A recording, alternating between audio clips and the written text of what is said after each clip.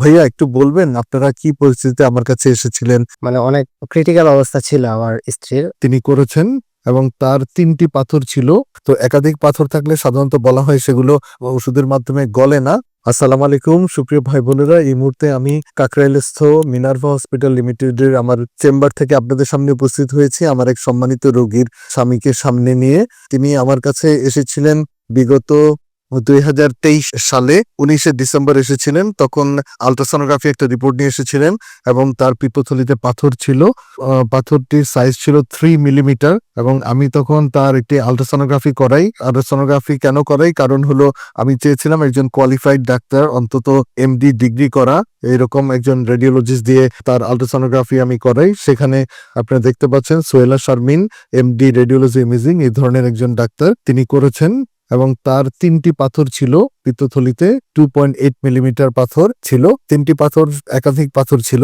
তো একাধিক পাথর থাকলে সাধারণত বলা হয় সেগুলো ওষুধের মাধ্যমে গলে না, কিন্তু ওনার পাথরের সাইজ ছোট ছিল এবং তিনি সম্ভবত সৌভাগ্যবান ছিলেন এবং তার উপর হয়তো পরম করুণাময় অসীম দয়ালু আল্লাহর অশেষ রহমত ছিল, যে কারণে ওষুধ খাওয়ার পরে তার পাথরটি গলে গেল। তিনি ডিসেম্বর ২০২৩ সালে এসেছিলেন আমার কাছে, এর মাঝে আর তিনি আসেননি। আমার কাছে তিনি এলেন বিগত ৯ অক্টোবর, অর্থাৎ আরো ২ দিন আগে আমার কাছে এসেছেন ফলো আপে। আমি তার পুনরায় একটি আল্ট্রাসোনোগ্রাফি দিয়েছি। সেখানে দেখা গেল তার পিত্তথলির পাথরটি গলে গিয়েছে। আপনারা দেখতে পাচ্ছেন রিপোর্টে বলেছে gallbladder is normal in size, the wall thickness within normal limit and lumen is clear. পিত্তথলির ভিতরে কোনো কিছুই নেই, একদম ক্লিয়ার হয়ে গিয়েছে। তো আমরা ছবিটি যদি দেখি সেখানেও দেখা যাচ্ছে পিত্তথলিতে কিছুই নেই এবং গলব্লাডারটি একদম সম্পূর্ণরূপে ক্লিয়ার, অর্থাৎ পরিষ্কার রয়েছে, পাথরের অস্তিত্ব নেই।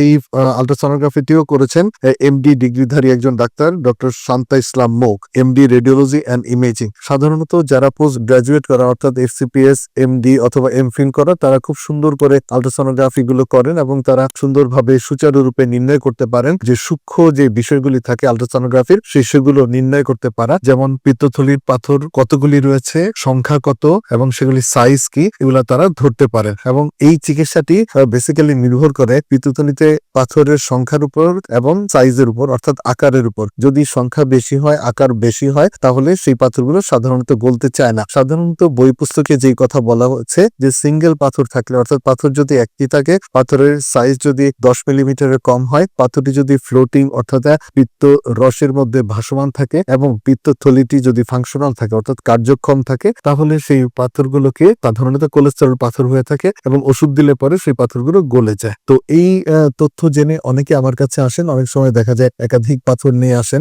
তারপরেও দেখা যায় একাধিক পাথর থাকলেও গলে যায়। যেমনটি আপনারা দেখছেন আমার এই রোগীর ক্ষেত্রে, তিনি আসলে 29 বছর বয়সী একজন ভদ্র মহিলা। তার পাথরটিও কিন্তু একাধিক পাথর ছিল, তার পাথরটি গলে গিয়েছে। তো এক্ষেত্রে আমি বলবো তিনি অবশ্যই সৌভাগ্যবান এবং তার উপর পরম করুণাময় অসীম দয়ালু আল্লাহর অশেষ কৃপা রয়েছে, যে কারণে তার পাথরটি গলে গিয়েছে। আমি এই বিশ্বাসী যে ডাক্তার চিকিৎসা করেন, আল্লাহ সারিয়ে তোলেন, সেই বিষয়টি কিন্তু এখানে সত্য বলে প্রমাণিত হয়েছে। তো সুপ্রিয় ভাই বোনেরা, আমার রোগীর জন্য দোয়া করবেন।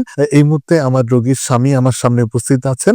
ওনার সাথে আমি একটু জানতে চাইবো যে কি পরিস্থিতিতে আমার কাছে এসেছিলেন, এখন তাদের অনুভূতি কি। ভাইয়া একটু বলবেন আপনারা কি পরিস্থিতিতে আমার কাছে এসেছিলেন বা কিভাবে এসেছিলেন, এখন আপনাদের অনুভূতি কি?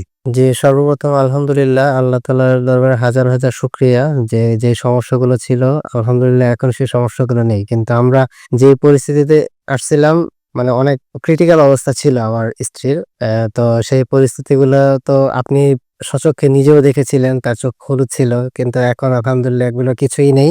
আর নতুন করে আবার আল্ট্রাসোনোগ্রাফি করে তো দেখতে পেলাম যে এখন গলব্লাডার একদমই ফাঁকা। তো আলহামদুলিল্লাহ আল্লাহর কাছে হাজার হাজার শুকরিয়া। সাথে আপনাকেও ধন্যবাদ, আপনি সঠিক সময়ে সঠিক চিকিৎসাটা দিতে পারছেন এর জন্য। জি, আপনাকেও ধন্যবাদ। আসলে ধন্যবাদ পাওয়ার যোগ্য পরম করুণাময় অসীম দয়ালু আল্লাহ, তারই কৃপায় এবং হয়তো আমার উসিলায় এখানে আমার একটু ভূমিকা ছিল যে আমি ওষুধটা দিতে পেরেছি এবং আমি সৌভাগ্যবান যে আপনার স্ত্রীকে আমি চিকিৎসা করতে পেরেছি।